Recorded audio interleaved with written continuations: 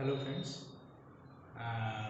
তো প্রথম দিন ফার্স্ট ভিডিওতে আমরা স্পেয়ারের কিছু অঙ্ক করেছি, কিছু অঙ্ক দেখেছি, কিন্তু আমি অনেকের কাছ থেকেই যেটা জানতে পারলাম যে ওখানে কিছু সাউন্ড ইস্যু ছিল, কিছুটা লাইটের প্রবলেম ছিল। তো চেষ্টা করব পরের ভিডিওগুলোতে বা এই ভিডিওটাতে যতটা সম্ভব রেকটিফাই করা যায়। তাই বাকি যে প্রবলেমসগুলো আমাদের এই চ্যাপ্টারে রিমেনিং রয়ে গেছে, তো সেগুলো আগে শেষ করার পরেও আগের দিনে যেগুলো হয়েছে সেগুলো কিছুটা আমি আবার কিছুটা হিন্টস দিয়ে বা কিছুটা করবো যাতে তোমাদের প্রবলেম না হয়। আশা করি আগের দিনের যে প্রবলেমগুলো ছিল সেগুলো পুরোপুরি ম্যাক্সিমাম ক্ষেত্রে সেগুলো তোমাদের ফর্মুলা ওরিয়েন্টেড ছিল। তাও আমি চেষ্টা করব একবার ওটাকে কভার করে দেবো। ঠিক আছে, তাহলে চলো শুরু করা যাক। আজকে আমাদের স্পেয়ারের সেকেন্ড পার্ট। তো আগের দিন আমি কোষে দেখি 12-6 দাগের অঙ্কটা বাকি রেখেছিলাম, কারণ অর্ধগোলাকার যে ব্যাপারটা ওই ব্যাপারটা সম্পর্কে আমার কিছু বলা হয়নি বা বলিনি। তো তোমরা জানো যে এই বলটা হচ্ছে একটা গোলকের উদাহরণ। তো এই বলটা তোমরা দেখতে পাচ্ছ যে মাঝখানে এই যে দাগটা আছে, সেই দাগ বরাবর যদি আমি এটাকে কেটে দিই, সেটা কীরকম দেখতে হবে? সেটা অনেকটা এইরকম দেখতে হবে।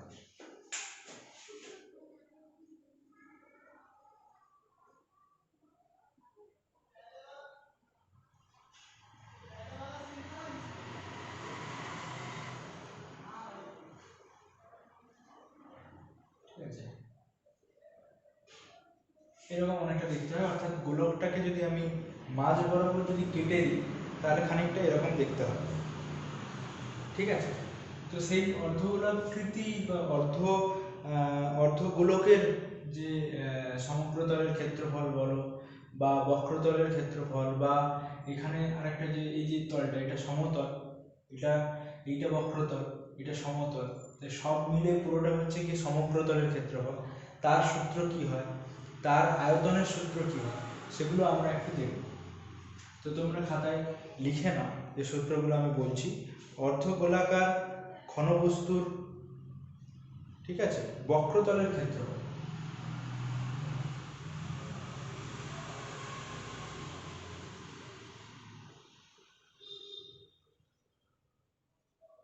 অর্ধগোলাকার ঘনবস্তুর বক্রতলের ক্ষেত্রফল।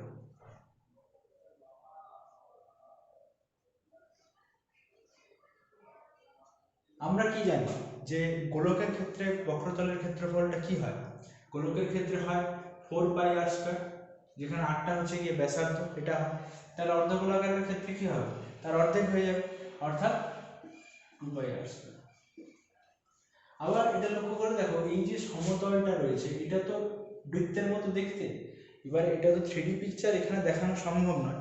তোমরা এটা দিয়েই দেখো যে এটাকে যদি আমি কেটে দেওয়া হয় তাহলে এই যে যেখান থেকে আমি কাটবো ওটা, এই যে এই অংশটা, এটা তো একটা বৃত্তের মতো দেখতে হবে। তাই এর ক্ষেত্রফলটা কি হবে? অর্ধগোলাকার ঘনবস্তুর, এটা তো সমতল হবে, যে সেই সমতলটার ক্ষেত্রফল কি হবে? πr², কারণ ওটা তো বৃত্তের ক্ষেত্রফলেরই সমান হবে। এবার যদি আমি বলি যে সমগ্র তলটার ক্ষেত্রফলটা কি? সমগ্রতল মানে বলতে চাইছে এইটা আর এইটা, অর্থাৎ বক্রতল আর ওই সমতলের মিশিয়ে টোটাল যে ক্ষেত্রফলটা ওটা কি হবে? অর্থাৎ অর্ধগোলাকার ঘনবস্তু সমগ্র তলের ক্ষেত্রে,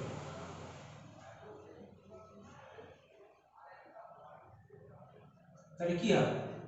2πr² plus πr², that is 3πr²। তোমাদের এই রেডিমেড এই ফর্মুলাটা তোমাদের মনে রাখতে হবে যে অর্ধগোলাকৃতির কোনো বস্তুর সমগ্রতলের ক্ষেত্রফলটা হয় 3πr²। ঠিক আছে, আর একটা জিনিস কি, যে এর ঘনফলটা কি বা আয়তনটা কি হয়? অর্ধগোলাকার ঘনবস্তুর আয়তনটা কি হয়? আচ্ছা, একক সবসময় এটা বর্গ এককই হবে, দেখেছো আগের দিন। তো এটার আয়তনটা কি হয়? আয়তনটা আমরা কি জানি, গোটা গোলকের ক্ষেত্রে আয়তনটা কি হয়? 4/3πr³, যে ক্ষেত্রে 8টা তো অবভিয়াসলি ব্যাসার্ধ। আর তাহলে এখানে সেটা অর্ধেক হয়ে যাবে, অর্থাৎ কি হবে হাফ ইন্টু 4 পাই আর 4/3 পাই আর কিউ, তাই তাহলে কি দাঁড়াবে 2/3 পাই আর কিউ। এটাও হচ্ছে কি তাহলে কি এটা বর্গ একক আর এটা হচ্ছে কি ঘন একক, ঠিক আছে।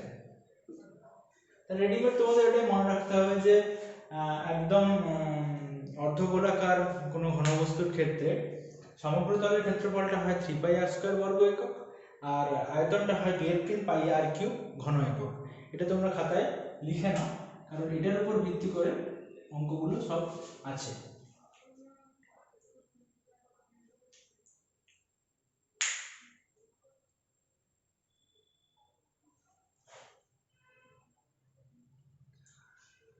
ঠিক আছে, আশা করি লিখে নিয়েছো সবাই।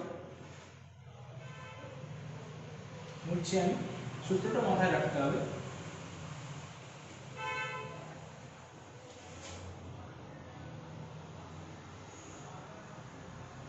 তো আগের দিন যে 6 দাগের অঙ্কটা আমি ছেড়ে গেছিলাম, এটা অর্ধগোলাকৃতি ছিল বলে এবং অঙ্কটা পরের দিন করাবো বলে রেখেছিলাম, তো সেক্ষেত্রে সেই অঙ্কটা করিয়ে নিচ্ছি আমি। তোমরা একটু দেখো, ওটা পেজ নাম্বার 183।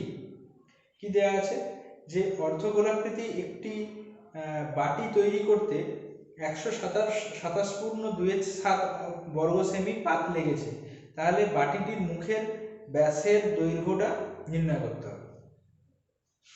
ঠিক আছে, তাহলে কি বলেছে যে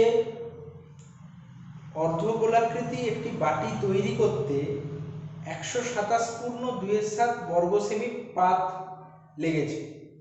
তাহলে দেখো, আমরা যখন বাটিটা তৈরি করা হয়, আমি যে সূত্রটা বললাম সেক্ষেত্রে অর্ধগোলাকৃতি চিত্রটা কিরকম ছিল এরকম। তোমরা একটা কল্পনা করো যে গোলকটা তো পুরোপুরি নিরেট থাকে, যখন ওটাকে আমি অর্ধেক কাটবো তাও সেটা পুরোপুরি এটা বন্ধ অবস্থায় থাকে, অর্থাৎ কম্প্যাক্ট ফর্মে থাকে, পুরোটাই ভর্তি। অর্ধেকটা যখন কেটে নেবো পুরোটাই ভর্তি। কিন্তু বাটির ক্ষেত্রে কি হয়, বাটির ক্ষেত্রে এটা তো ফাঁকা থাকে, অর্থাৎ মুখটা এরকম থাকে বাটির, তাই না? তাই ভেতরটা পুরোটা ফাঁকা। তার মানে কি ওর সমতলের কোনো ক্ষেত্রফল নেই, ওটা তো ফাঁকা পুরো। তাই এই অংশটা কিছু নেই, যা আছে যেটা পাত লাগছে তৈরি করতে সেটা পুরোপুরি কি মানে ওর বক্রতলের ক্ষেত্রফলটাতেই তৈরি করতে যা লাগছে, এক্সট্রা তো সমতলের ক্ষেত্রফল আলাদা করে তো কিছু নেই। তাই এক্ষেত্রে বাটি তৈরি করতে যে পাতটা লেগেছে সেই পাতটা কিন্তু পুরোপুরি ওর যে পার্শ্বতলের যে ক্ষেত্রফলটা আছে সেটার উপরে ভিত্তি করে হয়। অর্থাৎ এই জায়গাটা এখানে যা পাত লাগছে তৈরি করতে, এই যে ক্ষেত্রফলটা বার করলে আমি এখানে যে পাতটা লেগেছে সেটা পেয়ে যাবো, আর এটাই বাটি তৈরি করতে যেটা লাগছে ওটা, কারণ ভেতরটা ফাঁকা। অর্থাৎ সমতলের ক্ষেত্রফলের জন্য আমাকে আলাদা করে আর কিছু করতে হচ্ছে না, কারণ সমতলের ওখানটা কিছু নেই। তাহলে কি হলো যে আমার কত পাত লেগেছে সেটা আমার দিয়ে দেয়া আছে। বাটি তৈরি করতে 127.27 বর্গ সেমি পাত লেগেছে, ঠিক আছে। অর্থাৎ ব্যাসের দৈর্ঘ্যটা আমাকে বার করতে হবে।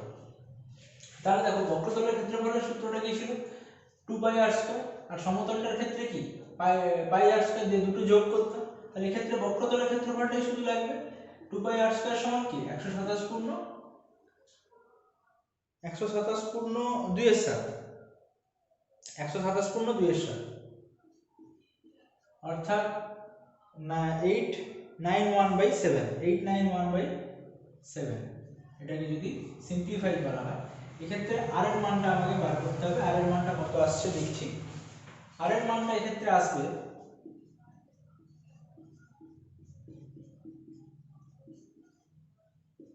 1/5, that is 7/22, 11 দিয়ে কাটবে,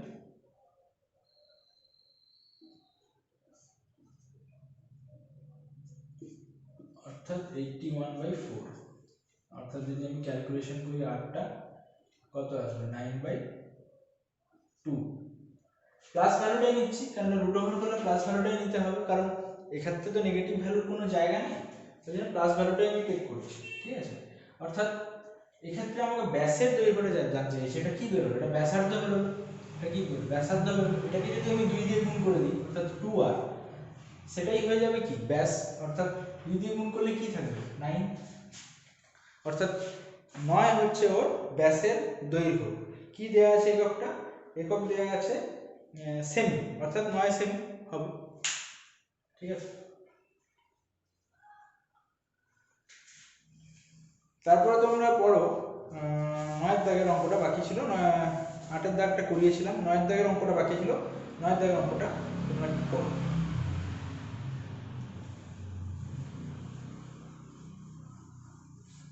আচ্ছা, সূত্রগুলো তোমাদেরকে আমি আরেকবার বলে দিচ্ছি। গোলকের ক্ষেত্রে সূত্রটা কি ছিল? আয়তনের সূত্র কি ছিল গোলকের ক্ষেত্রে? 4/3 পাই আর কিউ। ঠিক আছে, আর বক্রতলের ক্ষেত্রফলের সূত্র কি ছিল? 4 পাই আর স্কয়ার। ঠিক সিমিলার ওয়েতে অর্ধগোলকের ক্ষেত্রে কি ছিল? 2/3 পাই আর কিউ। আর এই ক্ষেত্রে দুটো ছিল, একটা হচ্ছে গিয়ে তোমার বাইরেরটা 2 পাই আর স্কয়ার আর সমতলটা পাই আর স্কয়ার। নিরেটের ক্ষেত্রে এগুলো সবই নিরেট, কম্প্যাক্ট, দেখে নিতে হবে। এছাড়া একটা কেস আছে যেখানে ফাঁপা গোলকের ক্ষেত্রে নির্ণয় করতে হয়, সেটা পরে করাচ্ছি। আপাতত এখানে মোট সমপ্রতলের ক্ষেত্রফলটা হয় 3 পাই আর স্কয়ার। কিভাবে হলো আমি সেটা বলে দিয়েছি। তো তোমরা 9 দাগের অঙ্কটা পড়ো। 9 দাগের অঙ্কটা কি বলে দেওয়া আছে যে 3 সেন্টিমিটার, 4 সেন্টিমিটার, 5 সেন্টিমিটার দৈর্ঘ্যে ব্যাসার্ধে 3টি নিরেট তামার গোলক গলিয়ে নিরেট বড় একটা গোলক তৈরি করা হবে।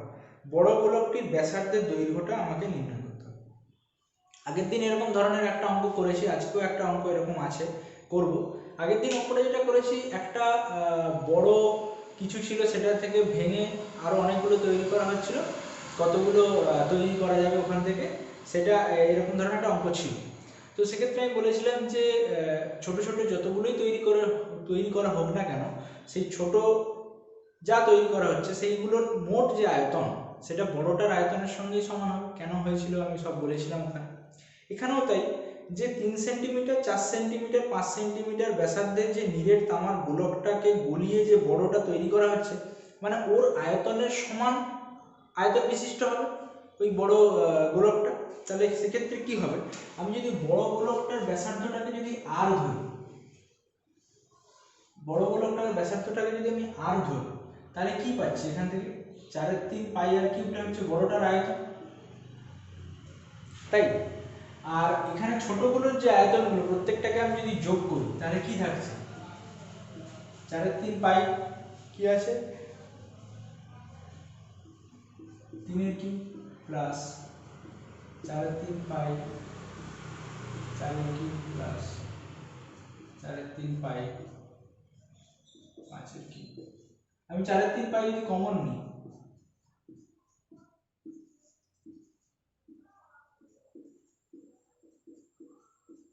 আচ্ছা তোমাদেরকে কিন্তু 1 থেকে 10 অবধি কিউব আর 1 থেকে 30 এর স্কয়ার কিন্তু মনে রাখতে হবে।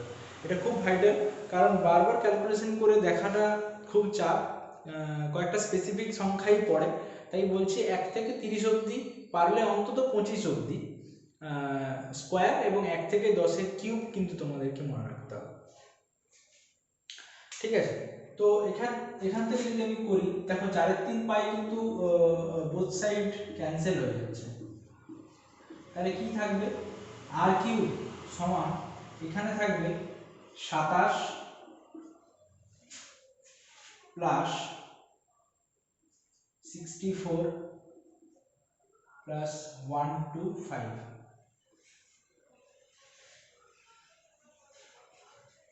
ঠিক আছে, তো আর কিউব সমান হচ্ছে 216, আর সমান 6, এটা 6 এর কিউব, তাই আর সমান 6। আরটা কি? বড় গোলকের কি? বড় গোলকের হচ্ছে গিয়ে ব্যাসার্ধ, তাই বড় গোলকের ব্যাসার্ধটা আমি পেয়ে গেলাম 6 সেন্টিমিটার।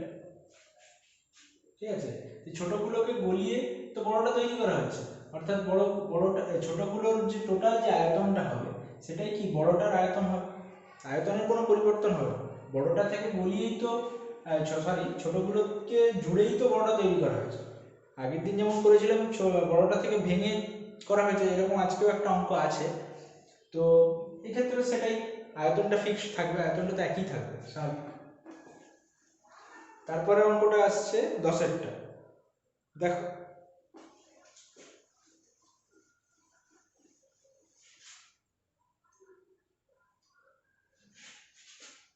দশেরটা কি বলছে, যে একটি অর্ধগোলাকৃতি গম্বুজে ভূমিতলের ব্যাসার্ধ হচ্ছে 42 ডেসিমিটার। এখানে একটু লক্ষ্য রাখার ব্যাপার হচ্ছে যে এককগুলো কিন্তু তোমাদেরকে লক্ষ্য রাখতে হবে, কারণ এককগুলো অনেক সময় দেওয়া থাকে একটাতে, চায়ে বের করতে দেয় আরেকটা, ঠিক আছে। তো এক্ষেত্রে দেখো যে বলে দেওয়া আছে ব্যাসের দৈর্ঘ্যটা বলা আছে, আবার ব্যাস না ব্যাসার্ধ দিয়েছে সেটাও একটা কিন্তু গুরুত্বপূর্ণ ব্যাপার, কোনটা দিচ্ছে, ব্যাসার্ধ দিচ্ছে না ব্যাস দিচ্ছে সেটাও কিন্তু দেখতে হবে। তাহলে দেখো এখানে বলে দেওয়া আছে ব্যাসের দৈর্ঘ্যটা বলে দেওয়া আছে, ঠিক আছে, ব্যাসের দৈর্ঘ্যটা বলে দেওয়া আছে। তাহলে আরটা কত, small r 42 by 2 that is 21 decimetre, decimetre কিন্তু, সেটাকে আমি মিটার করলাম, মিটার করলে কি হবে 2.1 মিটার, কারণ বাকিগুলো সব মিটারেই বলে দেওয়া আছে। দেখো তাহলে বলেছে যে গম্বুজটির উপরিতল রং করতে প্রতি বর্গমিটার 35 টাকা হিসেবে খরচ হয়েছে, ঠিক আছে। তাহলে উপরিতল মানে কি বলতে চাইছে, গম্বুজগুলো কিরকম দেখতে হয়, গম্বুজগুলো এরকম টাইপের দেখতে হয়। তাহলে উপরিতল মানে কি, উপরের অংশটা নিচের অংশটা তো চাই, উপরের অংশটা মানে কি আমার এই বক্রতলের ক্ষেত্রফলটা দিয়ে চেয়েছে। তাহলে বক্রতলের ক্ষেত্রফলের সূত্রটা যেটা জানি আমি, যে 2 পাই r স্কয়ার দ্যাট ইজ 2.1 এর হোল স্কয়ার। এটা কি পেয়ে গেল, বক্রতলের ক্ষেত্রফল এত বর্গমিটার। এবার প্রতি বর্গমিটারে কত খরচ হয়েছে বলছে, 35 টাকা খরচ হয়েছে। তাহলে ইনটু 35 করলে যেটা আসবে ওটাই অ্যান্সার। কি আসছে 2 ইনটু 22/7 ইনটু 2.1 ইনটু 2.1 ইনটু 35। আমি বলেছি 1 থেকে 30 এর স্কয়ার মুখস্থ করতে। দেখো এখানে 21 এর স্কয়ার যদি করা হয় তাহলে কি আসবে, 441 আসে, ঠিক আছে, ইনটু 5 এত টাকা। এটা যদি ক্যালকুলেশন করো দেখবে আসবে 970.20, এটা আসছে, এই এত টাকা খরচ হবে, ঠিক আছে, বুঝতে পারলে। কারণ গম্বুজটার ক্ষেত্রে কি, গম্বুজটার উপরিতলটাই তো শুধু আছে, নিচের সমতলটা তো আর ওখানে তো আর কোনো রং করার প্রয়োজন হয় না, উপরিতলটাই যা, এর উপরিতলটা আমি কি জানি 2πr², ঠিক আছে। তো 2πr² এটা দিয়ে আমি ক্ষেত্রফলটা পেয়ে গেলাম, প্রতি বর্গ সেন্টিমিটার কত বর্গ সেন্টিমিটার আছে ওটা পেয়ে গেলাম। এবার ওই প্রতি বর্গ সেন্টিমিটারে আমার খরচ হচ্ছে 35 টাকা। তো 35 টাকা খরচ করলে কত টাকা হচ্ছে সেটা আমি পেয়ে যাবো টোটালটা, ঠিক আছে। এরপরে যে তিনটে অঙ্ক আছে 11, 12, 13, খুব ইম্পর্টেন্ট অঙ্ক, বিশেষত 12 খুব ইম্পর্টেন্ট, ঠিক আছে। তো 11, 13 অঙ্কটা একটু দেখো কি বলেছে, যে একই ধাতু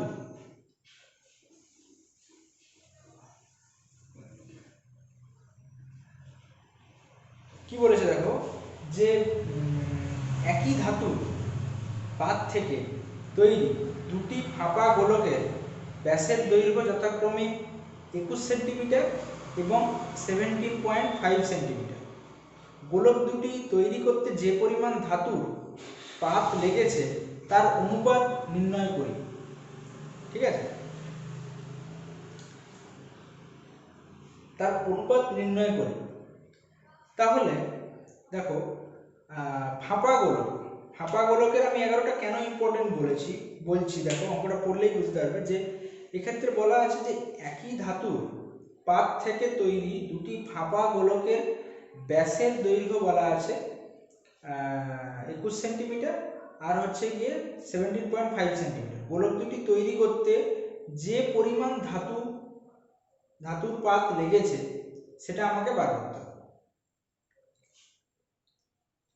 আচ্ছা, আগের দিন আমি যে বলছিলাম যে তোমার একটা জিনিস তৈরি করতে যে মেটেরিয়ালসটা লাগছে সেটাকে ওর আয়তন বলে, অর্থাৎ ওটা ওটা ওটা আমি আয়তনটা বার করলে যে পরিমাণ মেটেরিয়ালসটা পাই সেটা দিয়ে পুরোটা নিরেট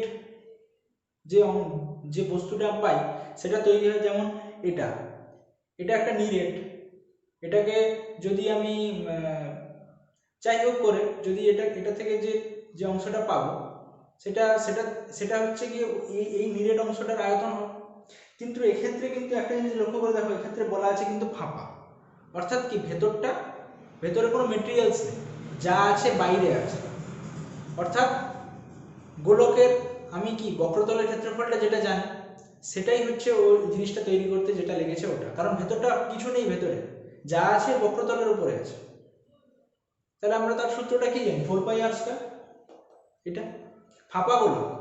এবার আরেকটা কেস হয় গোলকের, সেটা আমি শেষে বলবো, যে ফাঁপা গোলকের যেটাকে ফাঁপা গোলক বা রিংয়ের মতো করে ভেবে বলা ভালো, সেটা আমি পরে আসছি।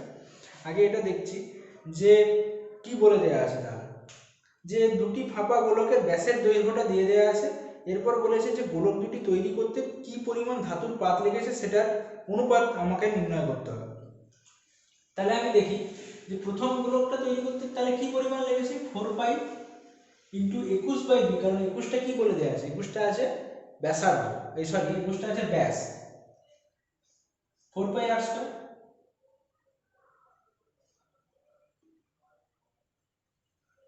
এটা আরেকটা আছে 4π ইন্টু 17.5/2 এর হোল স্কয়ার। তাহলে এটাই তো অনুপাত হবে, তাই না? প্রথমটা তৈরি করতে এই পরিমাণ ধাতু লেগেছে, কেন 4πr² করলাম, কেন 4/3πr³ করলাম না? কারণ ওটা ফাঁপা বলে, কারণ ভেতর কিছু নেই, বক্রতলের উপরেই যে মেটেরিয়ালসটা আছে ওটা দিয়েই তো তৈরি হয়েছে। তাই 4πr², আরটা কত, 21/2 এর হোল স্কয়ার, আর এক্ষেত্রে 17.5/2 এর হোল স্কয়ার। ঠিক আছে, এটাকে ক্যালকুলেশন করবো। দেখো সব কি কেটে যাবে, দুই গুলো কেটে যাচ্ছে, তার আসছে কি অ্যাকচুয়ালি 21/17.5 তার হোল স্কয়ার, অর্থাৎ 21 ইন্টু যদি আমি 100 করি, সরি 10 করলেই হবে, তাহলে এটা ঠিক আছে। তাহলে কত দিয়ে কাটছে, 5 দুগুণে 10, 5 তিনে 15, 2 5 5 তিনে 15, 2 5 5 25, তাহলে 7 তিনে 21, 7 5 29, অর্থাৎ বাইরে একটা হোল স্কয়ার ছিল, বাইরে একটা স্কয়ার ছিল, তাহলে 6/5 এর হোল স্কয়ার, আলটিমেটলি 36/25। তাই এটাই অনুপাত, 36:25, এটাই হচ্ছে গিয়ে অনুপাত। বুঝতে পারলে কি করেছে এখানে? আমি আরেকবার বলছি, কারণ এটা ফাঁপা গোলক বলেছে, তাই না? এক মিনিট, এটা ফাঁপা গোলক বলেছে, অর্থাৎ আয়তন পাওয়ার ক্ষেত্রে যে আমি 4/3πr³ যে ব্যবহার করি গোলকের ক্ষেত্রে, এক্ষেত্রে সেটা করছি না, কারণ ওটা নিরেট নয়, এটা নিরেট নয়, এটা ফাঁপা। অর্থাৎ এই গোলকটার উপরে যে অংশটা আছে সেই অংশটা দিয়েই তৈরি হয়েছে, ভেতরটা কিছু নেই। অর্থাৎ বক্রতলের ক্ষেত্রফলে যে পরিমাণ যে মেটেরিয়ালসটা আছে ওটা দিয়েই ওটা তৈরি, গোলকটা ফাঁপা গোলক। এই 4πr², এক্ষেত্রে 4πr², এক্ষেত্রে 4πr², সেটার অনুপাত দিলাম, সেইটা অনুপাত করে আমি ওটাই বার করলাম। ঠিক আছে, এখানে তোমরা যদি মনে করো যে এটা আলাদা আলাদা করে ক্যালকুলেশন করবে তাহলে ওটা কিন্তু অনেক লেন্দি হয়ে যাবে, কারণ 21/2 তোমরা সেটা 10.5 করবে, তার স্কয়ার করে একটা মান বার করবে, এটা অনেক টাইম টেকিং। তার থেকে এইভাবে করবে, লিখে লিখে করবে, যেভাবে তোমাদের সুবিধা হয়। কিন্তু প্রসেস এটাই ফলো করবে। ঠিক আছে, তারপরে দেখো 12টা, দেখো খুব ইম্পর্টেন্ট, ভেরি ভেরি ইম্পর্টেন্ট, এটা খুব ইম্পর্টেন্ট।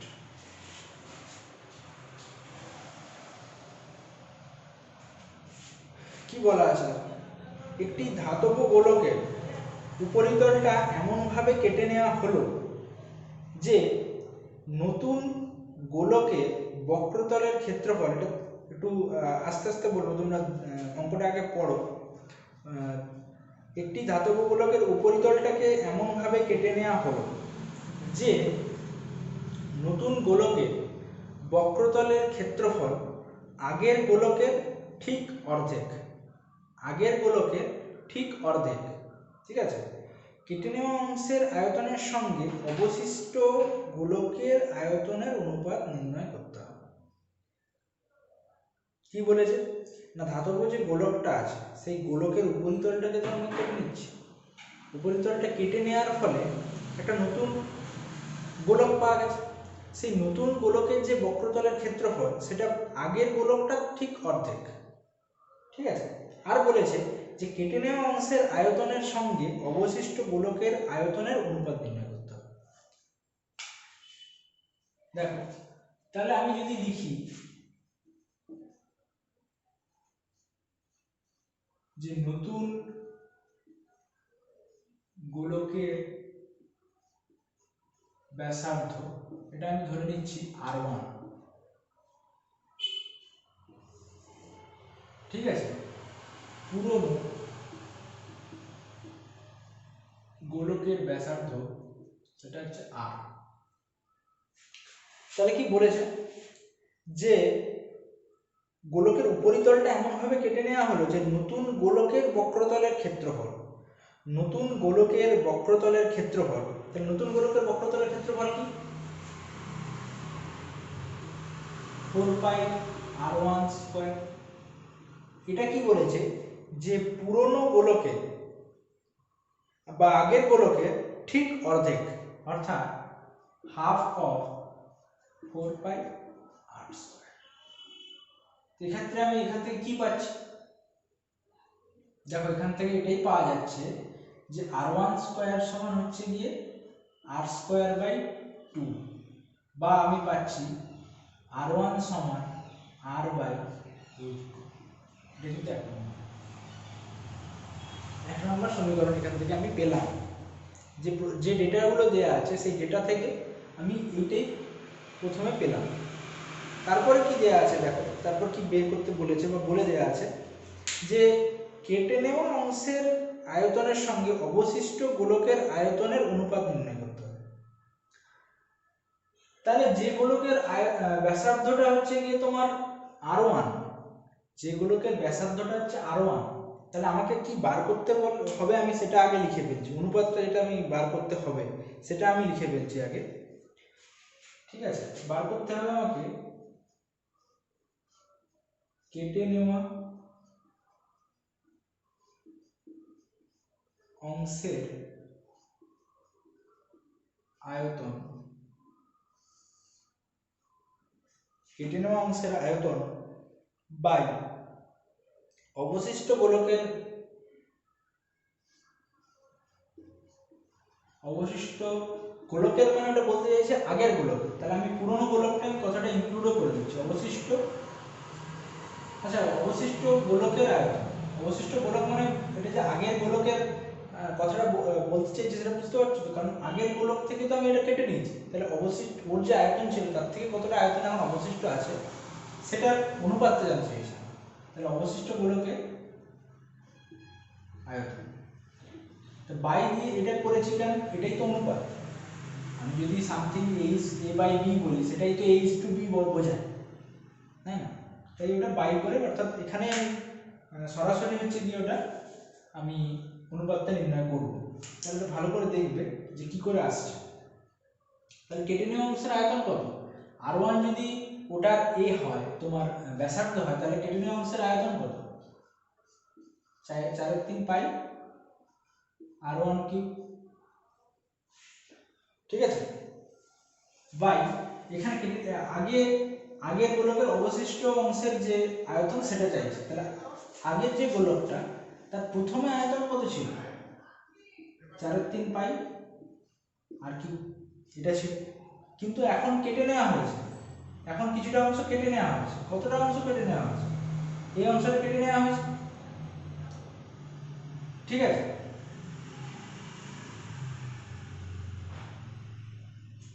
তাহলে যে অংশটা কেটে নেওয়া হয়েছে, যে অংশটা বাকি পড়ে আছে সেটার আমার সেটার আয়তন কত হচ্ছে সেটাকে এখান থেকে বাদ দিলে আমি পেয়ে যাব।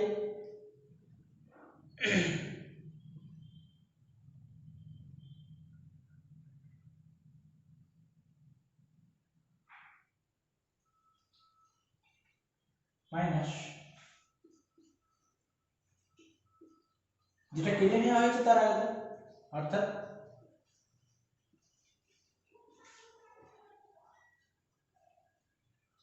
এইটা, এটা ছিল প্রথম, তারপরে সেটা থেকে তো r1টা কেটে নেওয়া হয়েছে, তাহলে r1 এর যে আয়তনের যে আয়তনটা সেটা তো এটা থেকে বাদ চলে গেছে।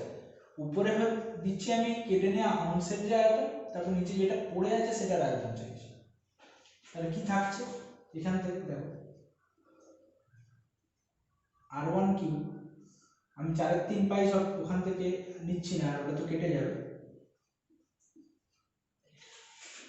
এবার মানগুলো বসাবো এখান থেকে। তাহলে কি থাকছে, এই যদি আমি সরাসরি বসাই তাহলে r কিউব বাই √2 এর কিউব, তাহলে কি √2 ইনটু √2 ইনটু √2, √2 ইনটু √2 সমান কত 2, 2 √2 হয়, তাহলে √2 এর কিউব সমান কি 2 √2। তাহলে এখানে আমি সরাসরি বসাচ্ছি যে r1 কিউব বাই 2 √2 নিচে বাই, এটা করলে কত হয় r cube minus r cube by 2 √2, তাহলে আসবে এখান থেকে r কিউব যদি আমি কমন নিই তাহলে r cube by 2 √2 by r cube যদি কমন নিই 1 মাইনাস 1 বাই 2 √2, অর্থাৎ আসবে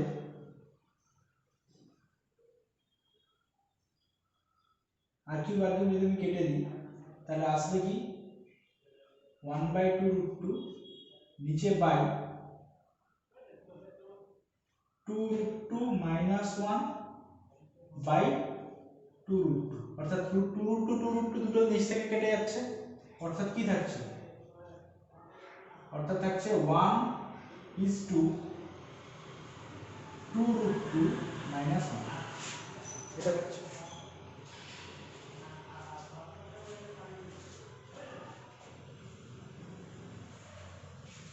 এটা থাকছে 1:2 √2 মাইনাস 1, এটাই হবে অ্যান্সার।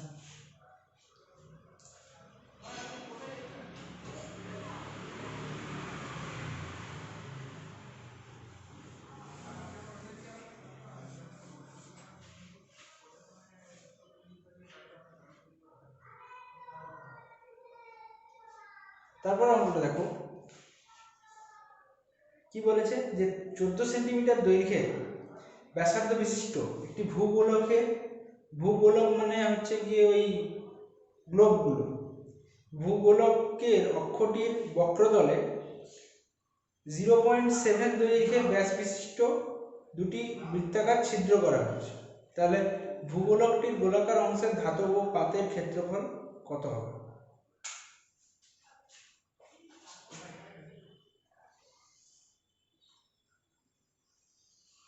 এটা যদি গ্লোব হয়, আমরা দেখেছি যে গ্লোবের এইখানে ধরো দুটো ফুটো করা আছে,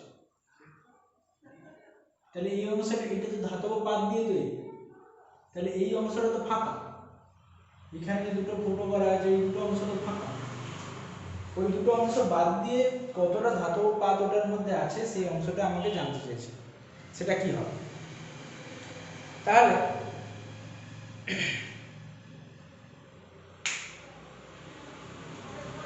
গোলকের বক্রতলের ক্ষেত্রফলটা কি হয় 4πr², আরটা কত বলে দেওয়া আছে এখানে 8 সেমি, অর্থাৎ 8²। এটা থেকে আমি যদি ওই দুটো যে ফুটো করেছি ওই জায়গাটাতে তো আর গ্লোবের যে অংশটা দিয়ে গ্লোবটা তৈরি হয়েছে ওই অংশটা তো নেই, অর্থাৎ ওখানে ওই দুটো অংশের যে ক্ষেত্রফল সেই অংশটা যদি আমি বাদ দিয়ে দিই এই গ্লোবের বক্রতলের ক্ষেত্রফলটা থেকে, তাহলে কতটা ধাতব বস্তু দিয়ে গ্লোবটা তৈরি হয়েছে সেটা পেয়ে যাবো। অর্থাৎ কি, গ্লোবটা তো একটা ধাতব বস্তু দিয়ে তৈরি, সেই গ্লোবটা কতটা পরিমাণ ধাতব বস্তু দিয়ে তৈরি, এইটা মানে যদি কোনো কিছু ফুটো ফুটো না থাকতো তাহলে এই পরিমাণ অংশটা লাগতো। এবার ফুটো আছে, কতটা ফুটো আছে তার ক্ষেত্রফলটা যদি আমি ওখান থেকে মাইনাস করে দিই, তাহলে আলটিমেটলি গ্লোবটা তৈরি করতে কত অংশ কতটা পরিমাণ ধাতব পদার্থ লাগছে সেটা আমি পেয়ে যাবো। সেটা কি করবো না, এইটা আর কি পাই আর স্কয়ার আর তো বৃত্তাকার ফুটো, কত 0.7 এর হোল স্কয়ার, কারণ 0.7ই বোধহয় আছে, 0.77। এবার কটা ফুটো আছে, দুটো ফুটো আছে, ওই জন্য পাই আর স্কয়ার তো একটা ফুটের জন্য, দুটো ফুটের জন্য এইটা, তাই এটা ক্যালকুলেশন করতে হবে। এটা করে যেটা আসবে সেই পরিমাণ ধাতব দিয়ে এই ভূগোলক বা গ্লোবটা তৈরি করা হয়েছে। আচ্ছা তো আচ্ছা আমি এটা 8 লিখেছি, সরি এটা 14 হবে, ঠিক আছে, 14 সেন্টিমিটার ব্যাসার্ধ বলে দেওয়া আছে। তাহলে এখান থেকে 2 পাই কমন নেব, দেখো 2 × 14 × 14 মাইনাস 0.49,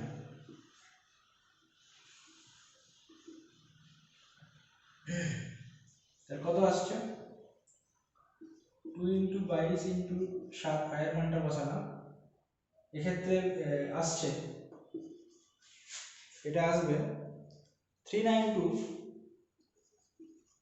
মাইনাস 0.49, অর্থাৎ আসছে 2 × 22 × 7 ইন্টু এই বিয়োগফলটা কত আসছে, বিয়োগফলটা আসছে 391.51,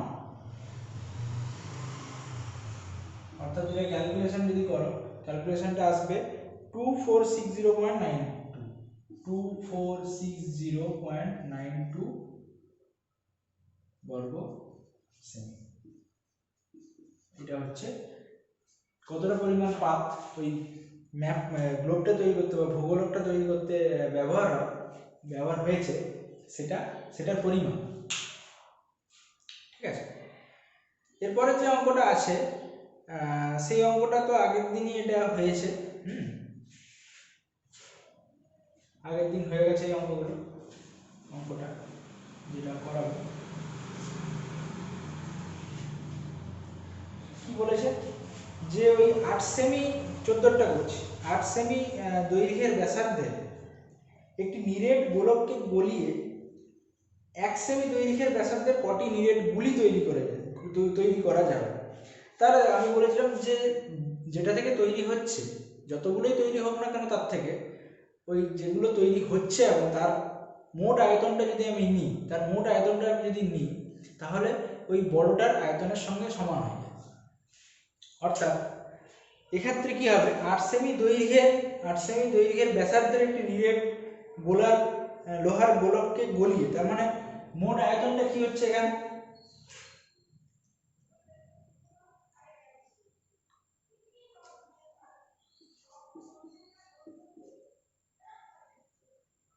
4 3 পাই,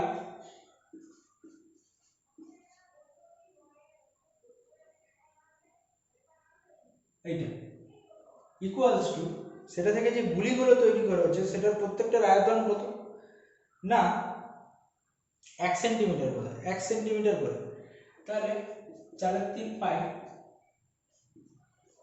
ধরে নিচ্ছি আমি এক্সট্রা গুলি তৈরি হচ্ছে, কি ওয়াইটা গুলি তৈরি হচ্ছে, ধরে তাহলে এক একটার আয়তন এত বড়, তাহলে ওয়াইটার আয়তন যেটা হবে সেটাই তো বড়টার আয়তনের সঙ্গে সমান হবে, এটাই বলছি। তাহলে কটা গুলি তৈরি হচ্ছে বের করতে গেলে ওয়াই এর মানটা বার করতে হবে, অর্থাৎ 4 3 পাই 8 এর কিউব বাই 4 3 পাই 1 এর কিউব, অর্থাৎ 8/1 তার হোল কিউব। আমি আগের দিনই বলেছি যে a to the power n by b to the power n যদি থাকে তাহলে কি আমি লিখতে পারি a by b whole to the power n লিখতে পারি। তাহলে এক্ষেত্রে 8 এর কিউবের মান কত 512,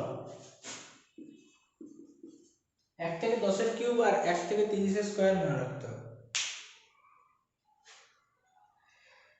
ঠিক আছে, আপাতত 14 অবধি হলো। এরপরে কয়েকটা অঙ্ক যেগুলো ইম্পর্টেন্ট অঙ্ক আছে, যেটা এই তোমরা চলে এসো 182 পেজে। 182 পেজে যেটা আছে সেটা খুব ইম্পর্টেন্ট, খুবই ইম্পর্টেন্ট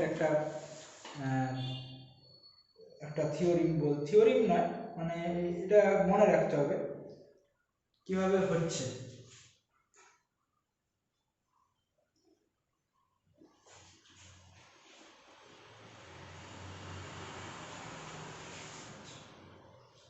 আমরা এতক্ষণ যেগুলো পড়েছিলাম সব নিরেট নিয়ে, ফাঁপা এক দুটো পড়েছি, কিন্তু এখানে বলছে ফাঁপা গোলকের বহির্ব্যাসার্ধ দেওয়া আছে, অন্তর্ব্যাসার্ধ দেওয়া আছে। 182 পেজে দেখো, ফাঁপা গোলকের বহির্ব্যাসার্ধের দৈর্ঘ্য দেওয়া আছে ক্যাপিটাল আর। একটা ফাঁপা গোলক,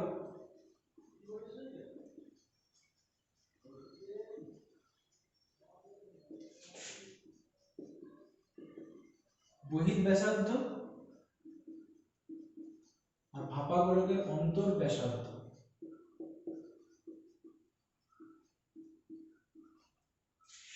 দুটো দেওয়া আছে।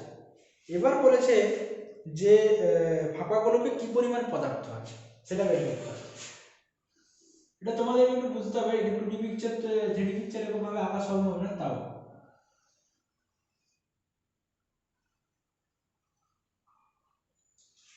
এক্ষেত্রে ফাঁপা বলতে বোঝাতে চাইছে যে এই ভেতরের কিছু নেই। ফাঁপা মানে নেই, এইখানটা ভেতরটা নেই, কিন্তু কোন জায়গাটাতে মেটেরিয়ালসটা আছে সেটা হচ্ছে এই অংশটাতে মেটেরিয়ালসগুলো আছে, মেটেরিয়ালসটা আছে যেটা দিয়ে ওটা তৈরি। ঠিক আছে, এই অংশটাতে মেটেরিয়ালসটা আছে। এবারে কি পরিমাণ মেটেরিয়ালসটা আছে সেটা আমি পাবো, সেই পরিমাণটা আমি পাবো কি করে?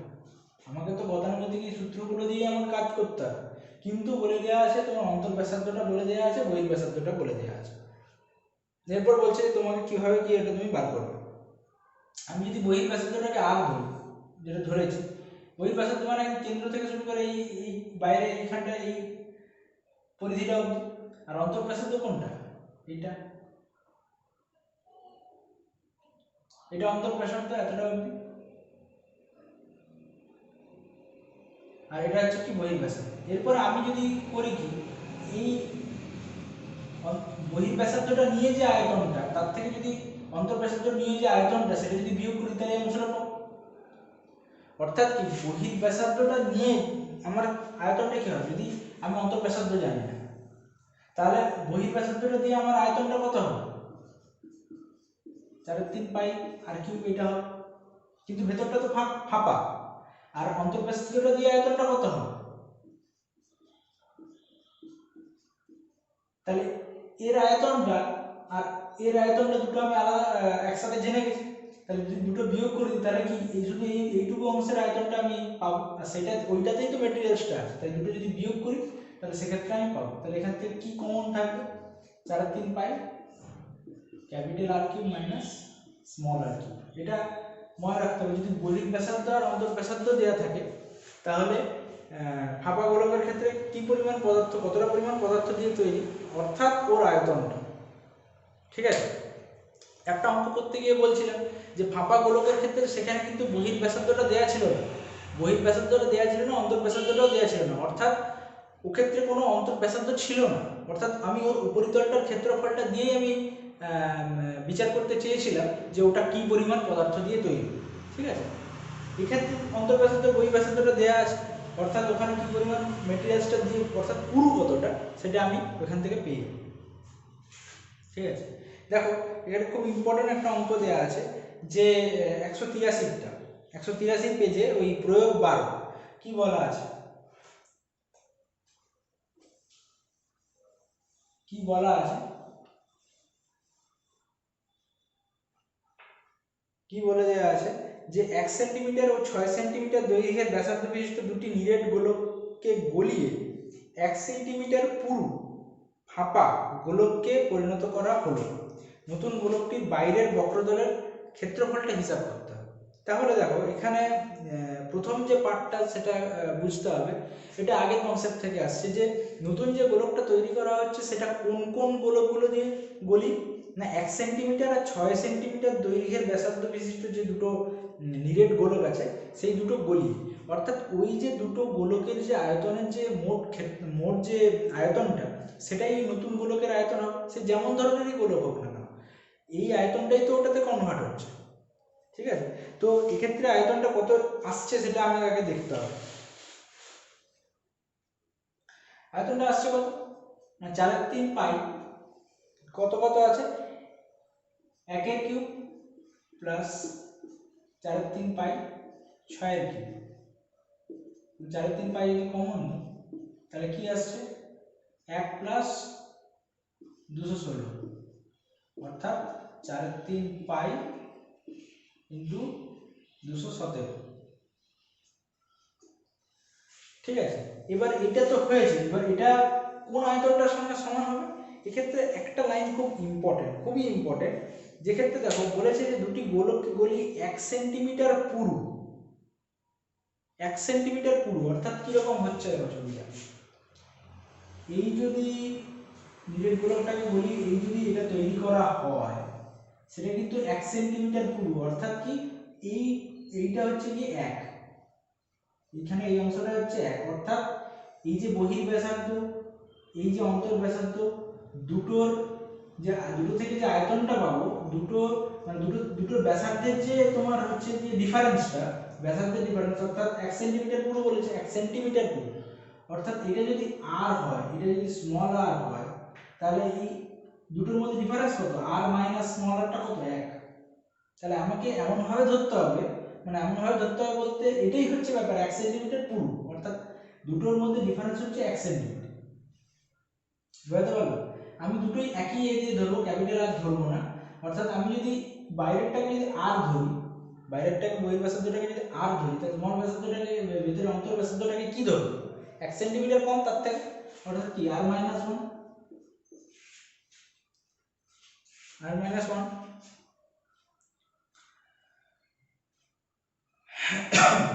তাহলে এবার আয়তনটা কি হচ্ছে এখান থেকে, তাহলে দেখো তাহলে বহির ব্যাসার্ধটা কত r, তাহলে 4/3 পাই r কিউব, সেক্ষেত্রে সেখান থেকে কি করব 4/3 পাই r মাইনাস 1 এর হোল কিউব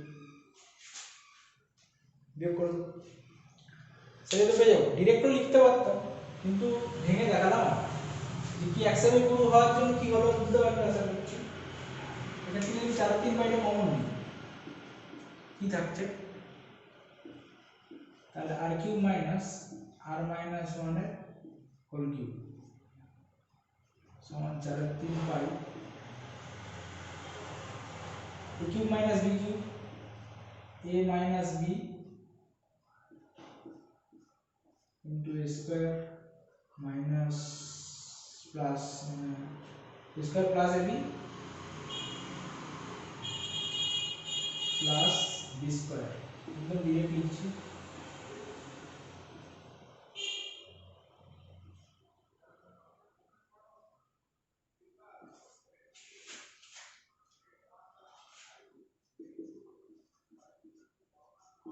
সাড়ে তিন পাই ক্যান্সেল, এখানটা এক থাকছে, তাহলে এখান থেকে ভাঙলে কি হচ্ছে দেখো, তাহলে r square plus r square minus r plus r square minus 2r plus 1, তাহলে 217 equals to 3r square minus 3r plus 1, এক্ষেত্রে থাকছে 3r square minus 3r minus 216 equals to 0, এক্ষেত্রে থাকবে r square minus r minus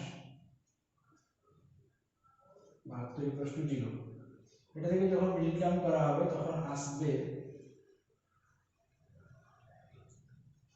r square minus 9r plus 8r minus 72 equals to 0, অর্থাৎ r minus 9 আর r plus 8 equals to 0। আর তো minus r তো হবে না, তাহলে r ইকুয়ালস টু 9 ই পাবো, তাহলে r ইকুয়ালস টু 9 পাবো বহির ব্যাসার্ধ। এবার বলে দেওয়া আছে কি r ইকুয়ালস টু 9 পেয়ে গেল। এবার বক্রতলের ক্ষেত্রফলটা, বক্রতল মিনস এটা বাইরেরটাই বলছে, মানে বাইরের ক্ষেত্রফলটা, তাহলে বাইরের ব্যাসার্ধটা কি আর, বক্রতল মানে বাইরেরটাই তো বলছে, অর্থাৎ কি হবে ওখান থেকে 9r পেয়ে গেছি, তাহলে স্বাভাবিক ওটা একটু মুছলাম।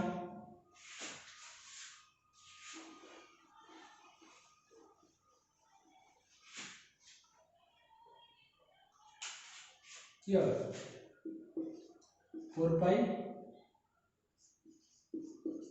অর্থাৎ 4 × 22/7 × 81, এটা যদি করো তাহলে আসবে 1018.28 1018.28 বর্গ সেমি। ঠিক আছে, এটা হবে, এটা খুব ইম্পর্টেন্ট অঙ্ক। ঠিক আছে,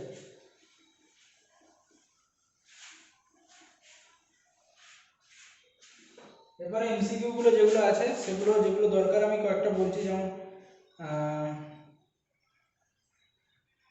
15 দাগ, 15 দাগের ক্ষেত্রে 15 দাগের ক্ষেত্রে সবগুলোই পারবে, শুধু সূত্র বসেই এটা আছে দেওয়া আর কি।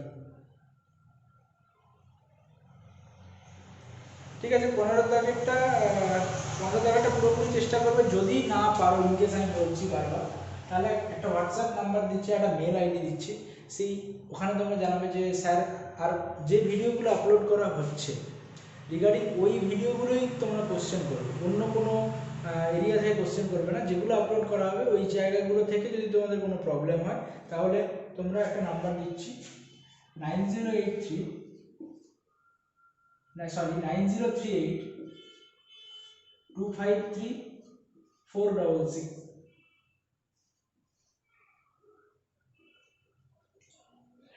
9038 253 466,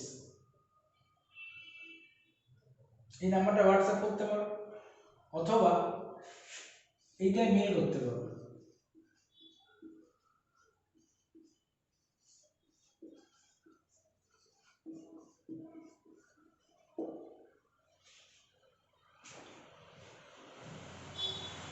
এটাই মেল করতে পারো, দেখে নেবে হোয়াটসঅ্যাপ নাম্বারটা এই মুহূর্তে আমার পেজে দেওয়া থাকবে, পেজে হোয়াটসঅ্যাপ নাম্বারটার সঙ্গে একবার মিলিয়ে দেখবে, সম্ভবত এটাই আছে, তাও একবার চেক করে দেখে নেবে। 9038 253 466 পেজেই দেওয়া আছে হোয়াটসঅ্যাপ নাম্বারটা, ওইখান থেকে দেখে করবে, ক্রস চেক করে নেবে একবার। আর মেল আইডিটা ঠিক আছে ARPAN_MCs@outlook.com, এখান থেকেও তোমরা করতে পারো। 15 দাগেরটা আমি ছাড়লাম। ঠিক আছে, 15 দাগের যদি তোমাদের ইনকেস যদি কোনো প্রবলেম হয় তো তাহলে তোমরা ওখানে জানাবে। ঠিক আছে স্যার, এই এই জায়গাটা প্রবলেম, সেটা তোমরা জানাবে। ঠিক আছে, আচ্ছা মাধ্যমিকে এবছর একটা শর্ট কোশ্চেন পড়েছিল, সেটা এখানেও আছে একই রকম, সেটা আমি বলে দিচ্ছি। মাধ্যমিকে যে শর্ট কোশ্চেনটা পড়েছিল, যদি মাধ্যমিকের কোশ্চেন তোমাদের থাকে দেখবে যে এক্ষেত্রে এই 4 দাগের 11টা একটা পড়েছিল যে দুটি গোলকের বক্রতলের ক্ষেত্রফলের অনুপাত দেওয়া আছে, বক্রতলের ক্ষেত্রফলের অনুপাত দেওয়া আছে, তাহলে আয়তনের অনুপাত কত হবে? তাহলে বক্রতলের ক্ষেত্রফলের অনুপাত দেওয়া আছে মানে কি আমরা কি জানি, এটা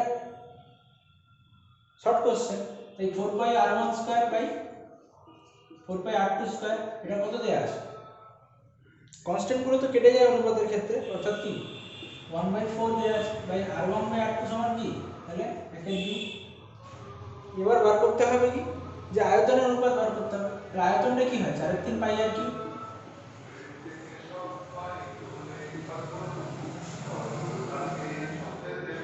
তাহলে এই তো কনস্ট্যান্ট টার্ম,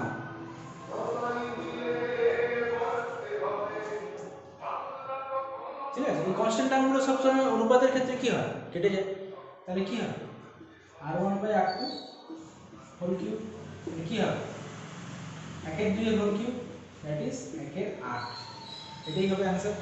এটা পড়েছিল এবছর, পড়েছিল এটা 2 নম্বর একটা পড়েছিল। আর এবছর গোলক থেকে পড়ার খুব সম্ভাবনা আছে, কারণ গোলক থেকে তেমন একটা কোশ্চেন আমি দেখতে পেলাম না, সবই ওই চোং আর শঙ্কু থেকে পড়েছিল, তাই গোলক থেকে পড়ার খুব সম্ভাবনা আছে।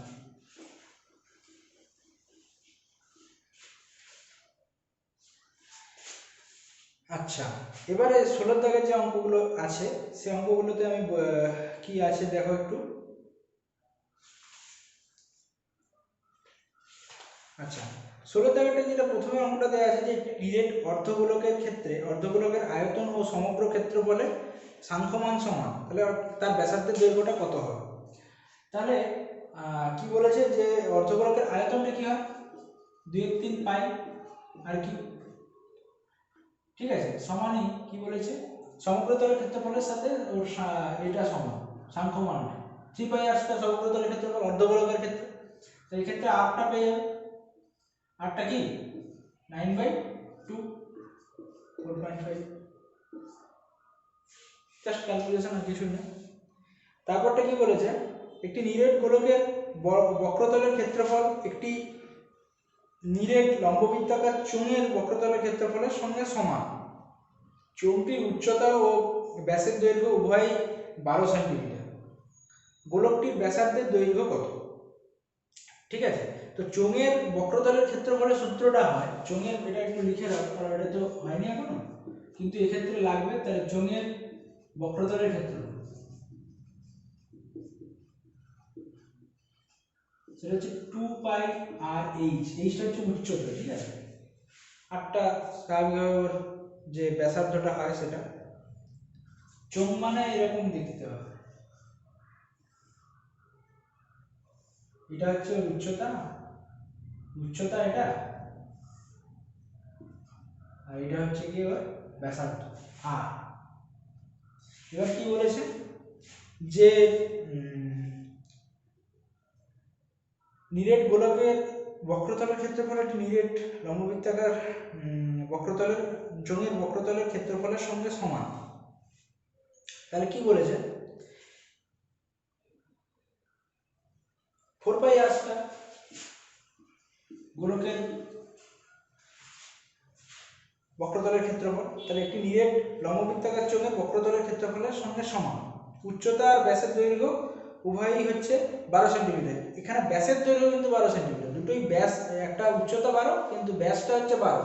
তাই খুব সাবধান, এতে তোমরা আরটা কিন্তু কি বসাবে, 6 বসাবে। তাহলে এটা বসাবে 2π 6 × 12,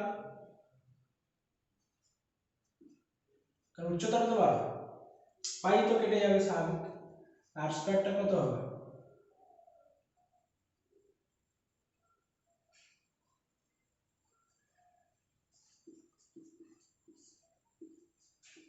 6 × 6, তাহলে আরটা কি 6, তো আরটা 6, তাহলে গোলকের এটা পেয়ে গেল, ব্যাসার্ধের দৈর্ঘ্যটা পেয়ে গেল।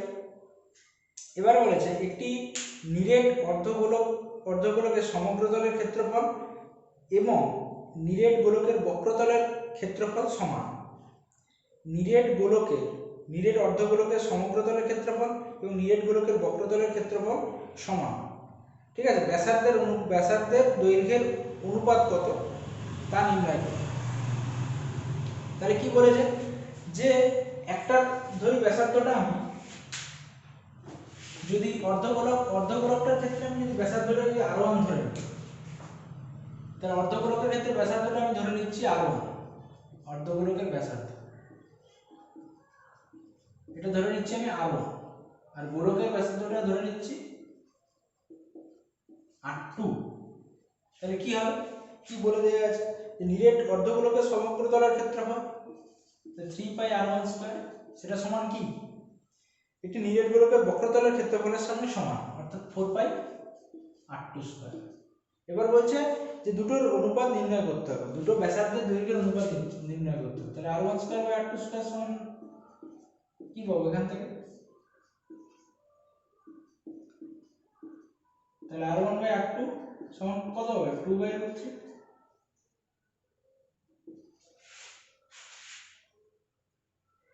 2/√3 পাবো। আচ্ছা, আর দুটো অঙ্ক বাকি আছে, দেখো দুটো অঙ্ক খুব মন দিয়ে দেখবে। এই অঙ্কগুলো তো ইজিলি পারবে তোমরা, তারপর অঙ্কগুলো ইজিলি পারবে, কোনো অসুবিধা হবে না। তাও একবার দেখো যে কি বলেছে যে একটি নিরেট গোলকের বক্রতলের ক্ষেত্রফল হচ্ছে দেয়া আছে s, আয়তনটা দেয়া আছে v, তাহলে বার করতে হবে s³/v এর মান। তাহলে s টা দেয়া আছে বক্রতলের ক্ষেত্রফল, তাহলে s টা হচ্ছে 4πr² আর v টা হচ্ছে 4/3πr²। আটটা তো ব্যাসার্ধ, এটা লিখবে তোমরা। এবার বার করতে হবে আমাকে s³/v², এটা বার করতে হবে।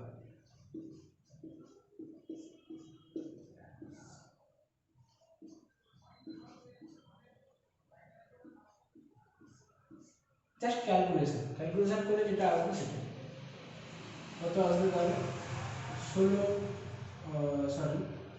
64 পাই Q R to the power 6, আর এক্ষেত্রে আসবে 64/27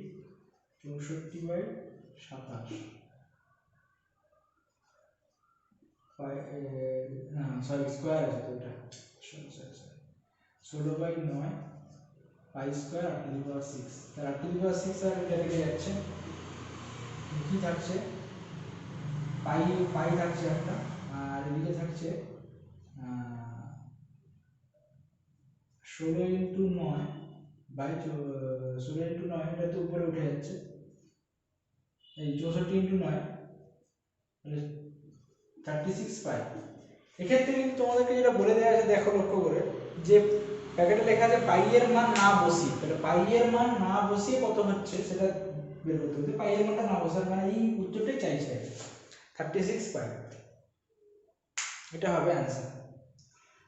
আচ্ছা, তারপরটা যদি তোমরা লাভ ক্ষতিটা জেনে থাকো, লাভ ক্ষতিটা যেরকম ভাবে বের করা হয় সেটা যদি জেনে থাকো, তাহলে তারপরে অঙ্কটার ক্ষেত্রে তোমাদের একটু সুবিধা হবে। লাভ ক্ষতির অঙ্কটা যদি তোমরা বের করা জেনে থাকো, তাহলে কি বলছে দেখো,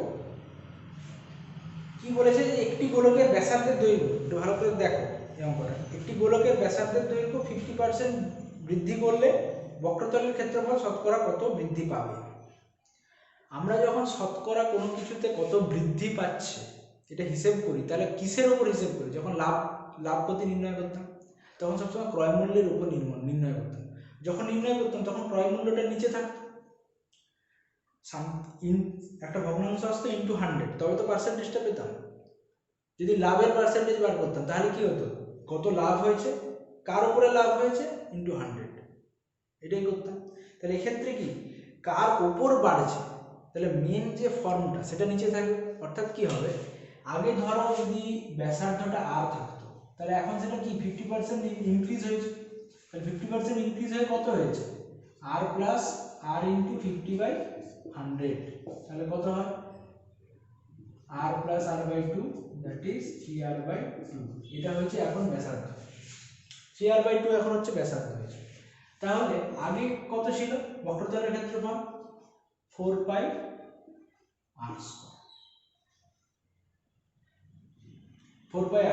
তাহলে এখন কত বেড়েছে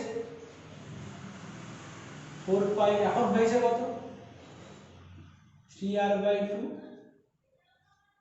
এইটা কত বেড়েছে, এটা কত বেড়েছে টোটাল। এবার পার্সেন্টেজ যখন বার করবো তখন তার থেকে 100 দিয়ে গুণ করে দিলে হয়ে যাবে।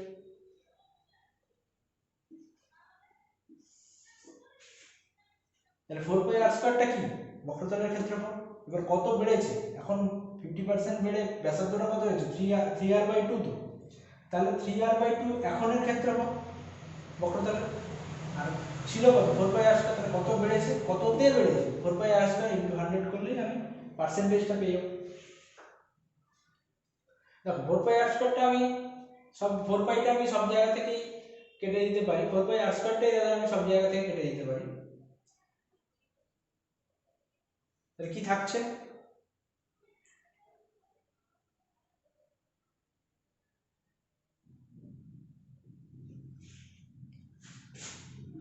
তাহলে এক্ষেত্রে যদি 4πr² যদি কমন নিই তাহলে কি থাকবে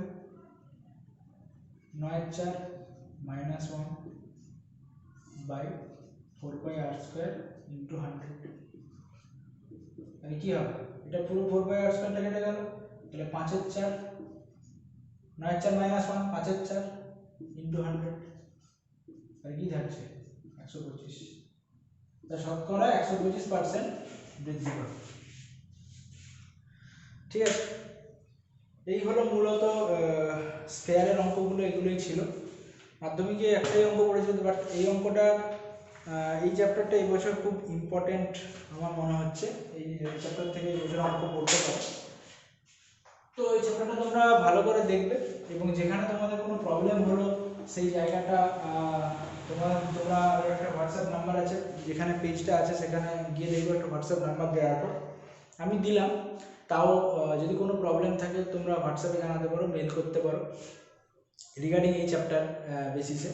আর আগের দিনের যে প্রবলেমগুলো ছিল সেগুলো বেসিক একদম ফান্ডামেন্টাল ছিল। তো অনেকেই বলেছিল যে লাইটের প্রবলেম ছিল, সাউন্ডের প্রবলেম ছিল। ঠিক আছে, যত ভিডিওগুলো দেওয়া হবে সেগুলো রেকটিফাই করা হবে ধীরে ধীরে। তো আপাতত এটাই ছিল মোটামুটি চ্যাপ্টার, আর কিছু নেই। 15 জায়গাটা আমি ছাড়লাম, ওটা সহজেই আছে। তাও যদি কোনো প্রবলেম থাকে তোমরা আপলোড করো। এই আপাতত ছিল। তো স্পেয়ার মোটামুটি শেষ। হ্যাঁ, পরের ভিডিও আবার নতুন কোনো টপিক হবে। তো তোমরা ভিডিওটা ভালো করে দেখবে, বাড়িতে প্র্যাকটিস করবে, এবং তার সাথে সাথে যেখানে যা প্রবলেম হচ্ছে ভিডিওটাকে পজ করে দেখবে। ঠিক আছে, সাউন্ডের কোনো ইস্যু হবে না। হেডফোন লাগিয়ে তোমরা যদি প্রবলেম হয় শুনতে পারো। আশা করছি সাউন্ডের কোনো ইস্যু হবে না, বাট তাও যদি কোনো প্রবলেম হয় তোমরা হেডফোন ইউজ করতে পারো। আর যদি কোনো প্রবলেম থাকে, আমি বারবার বলছি, একটা মেল আইডি দিয়ে দিলাম, আরেকবার লিখেও দিচ্ছি। আর বাট হোয়াটসঅ্যাপ নাম্বারটা তোমরা পেজে পেয়ে যাবে, এইটা মেল আইডি। হোয়াটসঅ্যাপ নাম্বারটা তোমরা পেজে পেয়ে যাবে, সম্ভবত 9083253466, 83 বা 838 কিছু একটা হবে। তো তোমরা এটা পেজে পেয়ে যাবে, পেজে তোমরা হোয়াটসঅ্যাপ করতে পারবে, এটা ক্রস চেক করে নেবে একবার। এটাই, বাড়িতে বসে প্র্যাকটিস করো। সিলেবাস নিয়ে একদমই হওয়ার দরকার নেই। সিলেবাস অনেক সময় আছে, সিলেবাস কভার করে দেওয়াটা কোনো ব্যাপার না। তোমরা ভিডিওটা দেখতে থাকো, ভিডিওটা দেখে যেখানে অসুবিধা হবে পজ করে একবার দেখবে, যেখানে প্রবলেম হবে মেল করবে, হোয়াটসঅ্যাপ করবে রিগার্ডিং দিস যে টপিকগুলো পড়ানো হচ্ছে।